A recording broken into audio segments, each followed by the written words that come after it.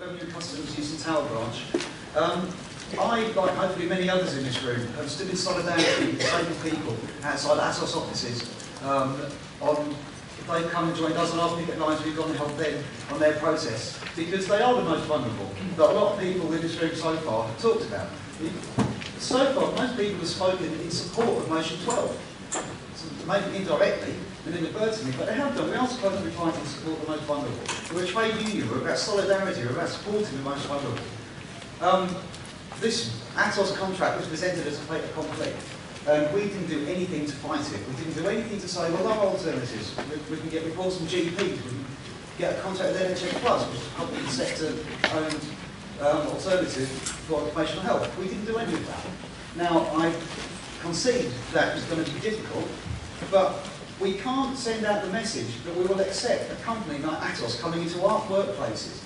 And we can't send out the message that we're happy for our members to be sent to a company like ATOS. On Friday, I told my line manager that I will not go for an ATOS referral. If they want to know, if they want occupational health information, I will send to PCS Plus, I'll get the record from my GP. I will not deal with this company. I don't think we should put our members in a position where they have to deal with this company.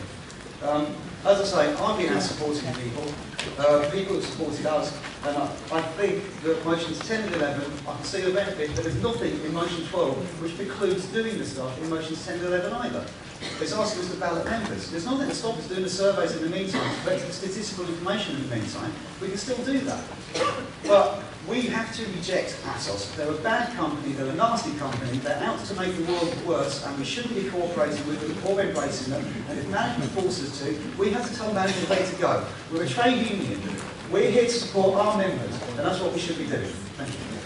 Owens, Houston Tower branch, giving qualified support to EM A584. And I want to start by saying that the fight back on pensions has tested the trade unions in this country in a way not seen for a generation. From the 2.6 million that took the strike action in November to the 400,000 that struck on May the 10th, the pensions dispute simply refuses to go away. Britain has seen the return of the mass strike. We have become part of the international resistance that has seen governments collapse across Europe as people rise against austerity. Now, PCS has been central to this fight back, and Janice Godrich said at our group conference yesterday that without PCS there would have been no June the 30th, no November the 30th, and this is why I'm giving qualified support to this motion. Because the very solidarity that PCS developed in 2011 was undermined on March the 28th when the NEC called off the action. And I'd argue it was wrong for three reasons. One, because it was budget week. Two, because it was the week that the Tories announced NHS privatisation. And three, because it left our sister unions on their own. It was a decision that left many of our members feeling angry and demoralised. And some of you may have seen the video that our branch did of the men's reaction to the NEC speaker, which, to put it mildly, was quite frustrating. Now, that said, the strike on May the 10th was brilliant, and the question across the unions is now where next. Now, my branch is arguing, and it's put in the emergency motion, calling for escalation beginning with a two-day coordinated strike.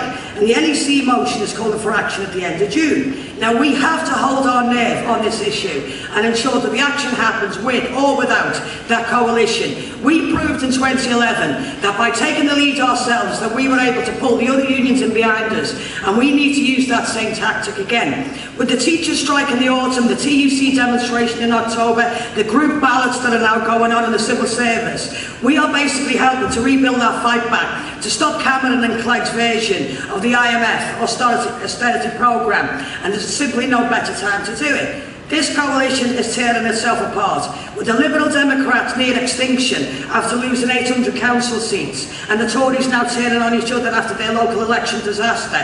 And when you get the police marching against the Tories, you know that this is a government in trouble.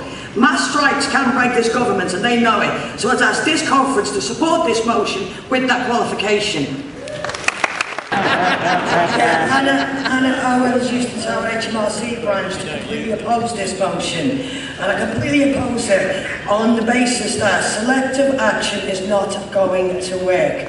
Selective action, historically, has always failed because fundamentally the government has got a hell of a lot more money than we have.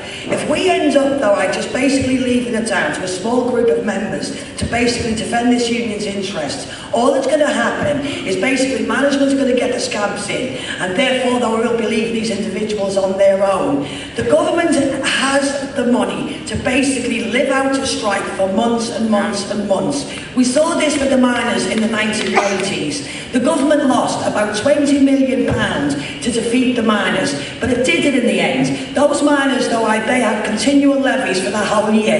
If they couldn't win their strike, there's no way the PCS are going to win on that basis, are there? Like we keep saying, the way to defeat the government is through solidarity, it's through mass action, it's through us all fighting together and basically the fighting on that basis. So I just completely oppose this motion, because even if you ask members to get a voluntary levy going, how do you ask individuals to support other members when they're basically facing this pay freeze right now? So I'd ask a conference to oppose this motion, as I say, not only because selective action is the wrong way forward, but the government can ride this strike out if we basically put it down to finance.